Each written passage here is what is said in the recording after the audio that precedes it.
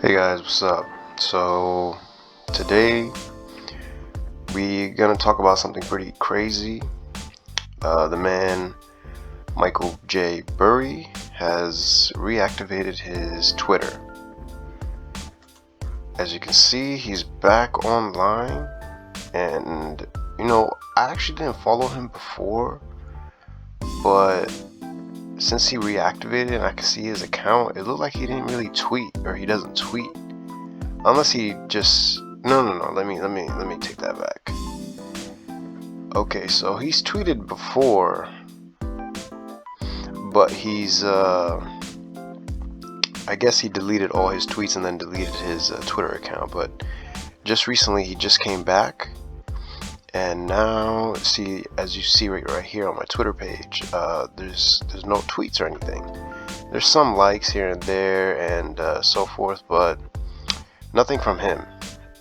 But you can follow him at Michael J. Burry at Twitter with this little profile right here, avatar, if you see it. I don't know who Cassandra is, but we're not gonna go into that. So let's see. First of all, we gotta figure out who this guy is exactly. I mean, I know who he is, but for whoever's listening right now, I mean, you probably guys already know too, but just a little brief history on him. He was the one who basically predicted the fall of the real estate housing bubble that occurred around that 2008-2009 era. It was like bad loans being given out, and banks just messing with these notes and stuff like that, and then trying to sell them off, or whatever the case was. I don't know. Do your own research on that shit. But Michael Burry, he was the one that kind of noticed like strange things happening with a lot of people just buying a lot of houses, and some of them can't even afford it. So it was just like, yo, what's going on here? And they also made a movie on it. It's called The Big Short, if you want to watch that. It came out in 2015, basically describing the whole incident. Not everything, not like, entire detail. Maybe they did, I don't know. I'm just some regular dude, so. But Christian Bale played Michael Burry, and yeah. It's a pretty good movie. I've seen it. I like it. But, okay, right here, there's a little description of what it is. In 2008, Wall Street guru Michael Burry realizes that a number of subprime home loans are in danger of defaulting. Yeah, see, during this time, or prior to this, 2008, a lot of the home prices actually skyrocketed in price. Skyrocketed. Like, some houses, probably, from what I've seen, they're not even worth what they were prior to this crash. And this 2022, I mean, right now 2022, yeah, it's probably a lot higher now, but maybe like a couple years ago, it was still like underneath what the all-time high was around that 2007. Like, I can give you an example of one of these townhomes back when in 2007 it was listed for $270,000, and prior to the whole COVID and everything, it was only still worth $140,000, and that was like years past that. So yeah, the corona and everything, housing crisis that's going on now is a little bit different. But yeah, and then after when the crash happened with I think Lehman Brothers going bankrupt and everything and just disappearing or whatever, all these this domino effect,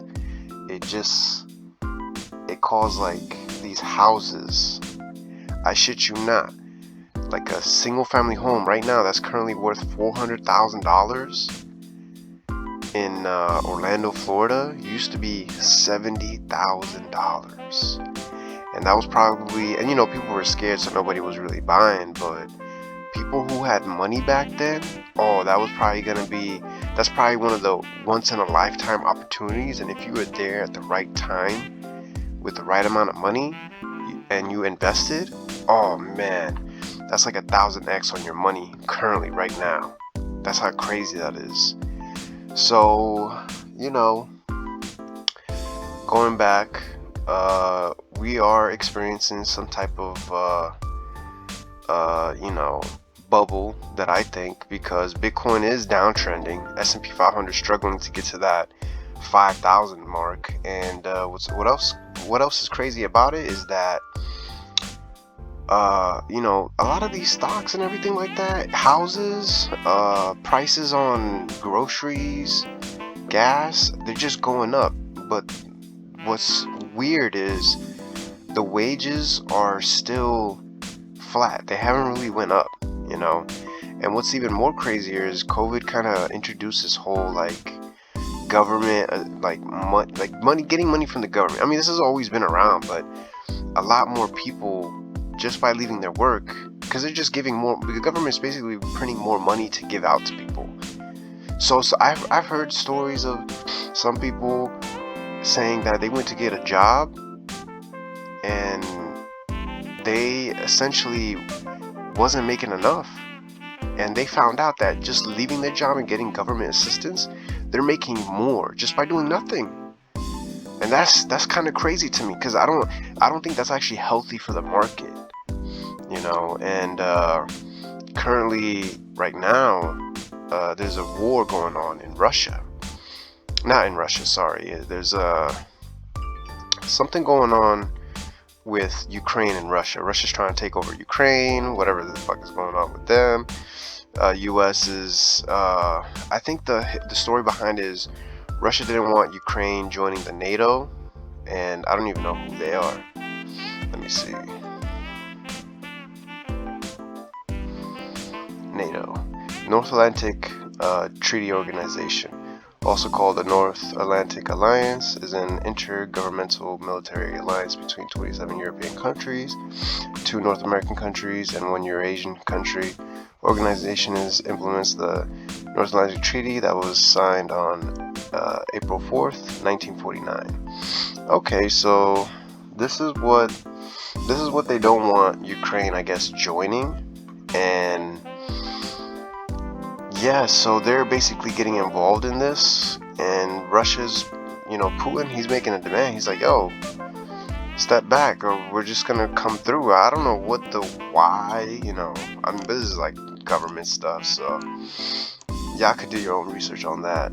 But yeah, see, this with the market being at its top and this happening, and the market is kind of slowly now kind of taking a hit, especially what you've seen with some of these big companies too, with Facebook, PayPal, Square, what was the other one? I don't know, but they all took like a 25% like drop on everything that was going on, you know. So that's the crazy part about this. So this could be like one of those things where you know, if a war was to happen, the market would tank. But I mean, it's like a good correction that is gonna come, that I think is gonna come, because a lot of stuff is just too unaffordable right now, you know. It doesn't make sense, especially with the houses. There's no way a 3-bedroom 2-bath should cost $400,000 when minimum wage is still like what, $8-9 or some shit like that, you know.